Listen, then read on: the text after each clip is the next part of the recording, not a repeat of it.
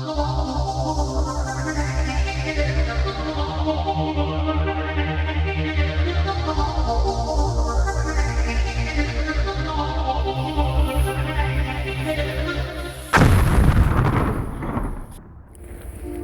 YouTube, LMS Tactical here.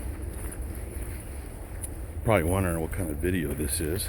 And I'm going to tell you right now, it's going to be a pep talk. And if you don't need it and it doesn't apply to you, well, just watch it anyways. Because you might have somebody in your life you can share it with, somebody that needs a little motivation.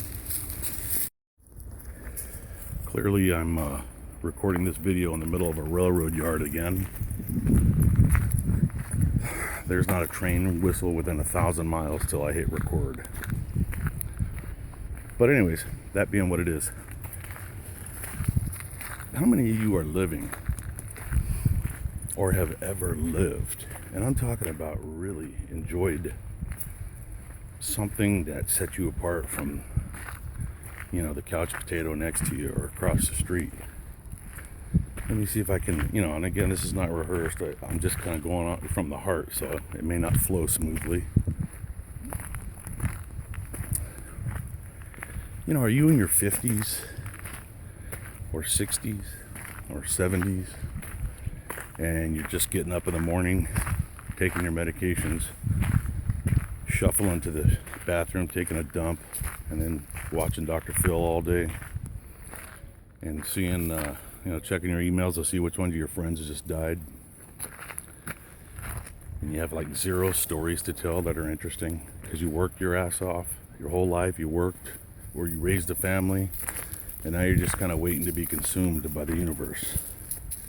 Is that you, or are you a young person? Are you in your 20s, 30s, or 40s? And you love watching YouTube videos of guys doing parkour or skydiving or free climbing on the, you know, fucking, what the hell's the name of that big rock in Yosemite? It's right on the tip of my tongue. El Capitan. You know, I do that sometimes. I'll like get on YouTube and I'll just like look for, I'll put a search in there for something like scary moments mountain climbing, and I'll watch guys like coming right close to death. Why do we like roller coasters when we're young? Why do we like scary movies? You know, why do we like action movies with high-speed pursuits and shit? I believe it's because there is an innate desire in all of us to be on the edge, or to at least get as close to the edge as we can but still be safe. And I'm not talking about living recklessly.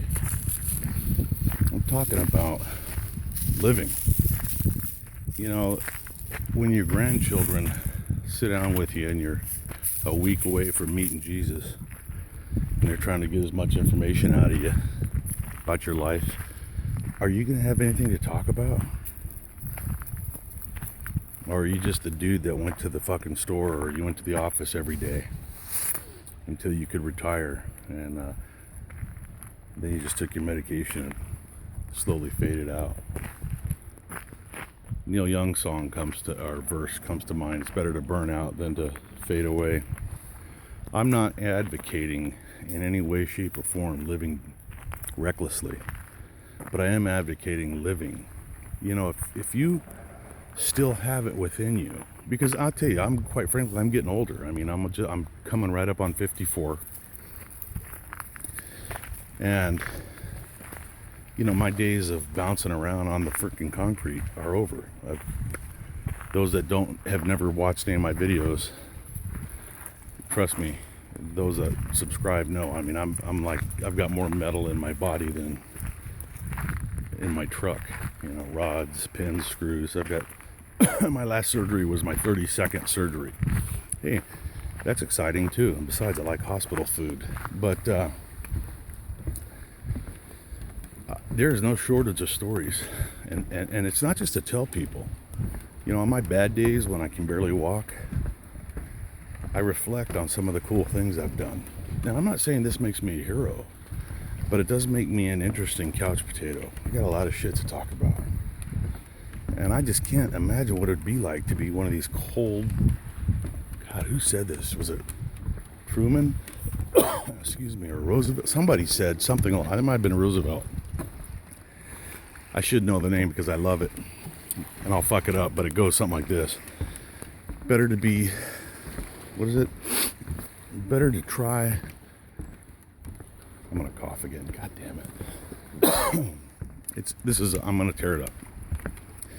Something along the lines of, it's better to try and fail than to join those cold, lifeless souls who know neither victory nor defeat for lack of having ever tried. I mean, that's the basis of this video, actually. So I ask you to ask yourself a question.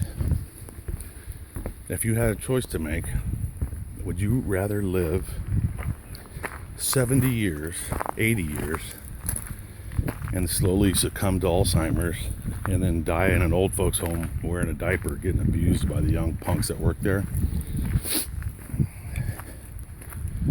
Or would you rather live 50 years and die in some fucking crazy ass skiing accident like Sonny Bono when he slammed into a tree?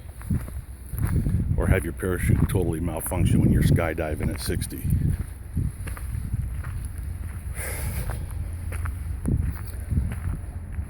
That's a question you really need to ask yourself, and you can mix it up any way that fits your life. But I'm here to tell you, never, of all the things I've done in my life, never have I ever felt more alive than I'm so close to death I can read his name tag. Whether it was jumping out of planes in the military, skydiving when I was a civilian, getting in gunfights when I was a cop, high-speed pursuits.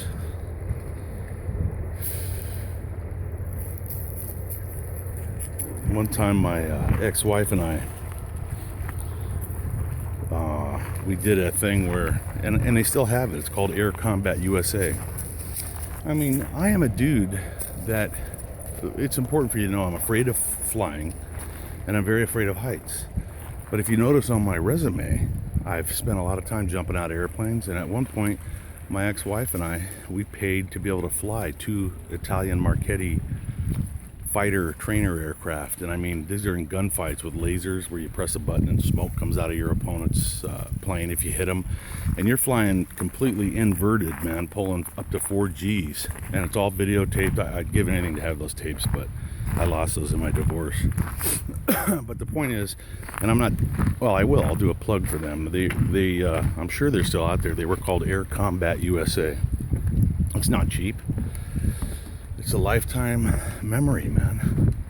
And if you don't think you're living when you're fucking completely upside down in a fighter plane over the ocean, and you're pulling 4 Gs because you just fucking pulled back on the stick, and it feels like you're under a semi-truck, then you shove the stick forward and you're weightless. Doing barrel rolls and shit, trying to just keep that plane in that was beautiful, man. Skydiving, people die all the time skydiving, but would you rather die jumping out of an airplane or laying in smoldering wreckage of your fucking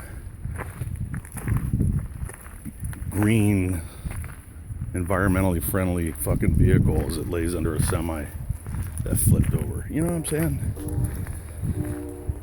So if you're not living, if you don't have any cool stories to tell, but you kind of live vicariously through YouTube videos, or you're watching movies and you're substituting that, I'll be watching police movies and pursuits and shit, and I can smell the fucking burning rubber, I can hear the sirens, my adrenaline kicks up from memory.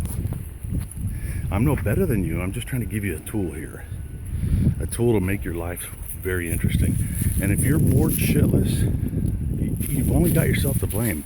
I don't care what your budget is, you can start saving toward a goal. I invite you. Look at me, I told you I'm terrified of heights, but there's no better feeling than jumping out of an airplane. Just Google in your area skydiving lessons. You don't want to do it? Then why don't you Google scuba diving lessons? Go into the ocean and take a look around there. I've done that. There's nothing like that shit. Get out of your comfort zone, is what I'm saying. You know what I mean? I mean, just the search for something to do and then saving the money for it, if it's a financial problem, is going to give you goals. And instead of telling the people on Facebook what you had for dinner, you can pop your fucking video up of you doing a tandem jump, you know, at 5 billion feet, hurtling toward the earth at 125 miles an hour. That is fucking awesome, dude. I'm getting movement just thinking about it. Do something, man. If you can run a marathon. If you're socially awkward, go do stand-up comedy. I've done stand-up comedy all over the country, and I'll tell you something, man. There is nothing that kicks up the adrenaline than about 2 minutes before you get called out on the stage and you got to make people laugh. That's a motherfucker. But at the end of it, you're floating high for hours. I could probably come up with a bunch of other ideas, but why don't some of my listeners throw out some ideas? What have you done that you fall back on and you enjoy that memory over and over again? Or what do you recommend for the people that haven't really put it on the line? Bungee jumping, whatever, mountain climbing. Go hike along the goddamn Appalachian Trail. Anyways, that's it, man. I hope you got something out of it. Everybody, have a great rest of the week. LMS Tactical.